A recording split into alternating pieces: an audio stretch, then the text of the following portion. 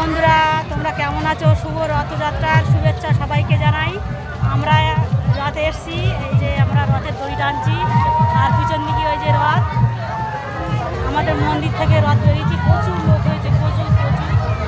এই যে আমরা প্রত্যেক বছর খুব আনন্দ করি। এই যে রথের দড়ি টানছি, প্রচুর ভিড়। সবাইকে রথের শুভেচ্ছা, ভালোবাসা, অভিনন্দন। সবাই ভালো থাকবে, বেশি বেশি করে লাইক কমেন্ট শেয়ার